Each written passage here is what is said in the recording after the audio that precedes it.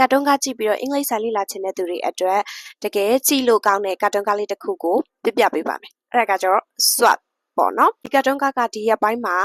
နာမည်ကြီးနေတယ်ဆို TikTok ပေါ်မှာရော Facebook ပေါ်မှာရောတော်တော်များများလည်းသိကြတယ်တော်တော်များများလည်းကြည့်ပြီးပြီလို့ထင်တယ်ပေါ့နော်သူကဒီကာတွန်းကားလေးကလည်းလမ်းဆက်အိမ်ကကောင်းတယ်စွန်စားခန်းနေ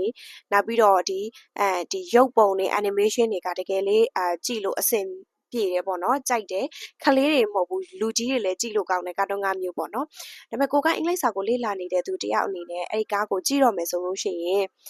ဒီဇက်လန်းကိုကြိုက်လို့ကြည့်တာတော့ကြည့်တာပဲပေါ့ဒါပေမဲ့ကြည့်နေရင်းနဲ့သူတို့ပြောတဲ့စကားလုံးအတန်ထွက်လေးတွေဒီပြောတဲ့conversation လေးတွေကိုသေချာလေးအာရုံစိုက်ပြီးတော့နားထောင်ပေါ့နော်သူကစကားလုံးတစ်ကလေးတွေပြောသွားတယ်ဆိုလို့ရှိရင်ကိုမသိလိုက်ဘူးဆိုတခါတည်းမှတ်ပြီးတဲ့အခါပြန်ပြီးတော့ရှာဘလို့အသုံးပြုရတာလဲဒီစကားလုံးလေးတွေကပြီးတော့ဒီစကားပြောတဲ့အခါမှာဆိုလို့ရှိရင်လေလေယူလေသိန်းလေးကဘလို့အသုံးပြုသွားတာလဲဘယ်နေရာမှာအတုံးကိုမြင့်ပြီးတော့ပြောလိုက်တာလဲဘယ်နေရာမှာကဘလို့လေးပြောလိုက်တာလဲဒီလိုလေးလိုက်လေ့လာပေါ့နော်အဲ့တော့အဲ့ဒီကာတွန်းကားထဲမှာအသုံးပြုထားတဲ့ဒီစကားပြောပုံတော်တော်များများကလည်း short sentence လေးတွေရှိတယ်ပေါ့နော်အဲ့တော့ဒီကာတွန်းကားကြည့်ရတာလည်းကြိုက်တယ်အင်္ဂလိပ်စာလည်းလေ့လာချင်တယ်ဆိုရင်တော့ဒီကာတွန်းကားလေးကို recommend ပေးပါတယ်ချိုးလဲ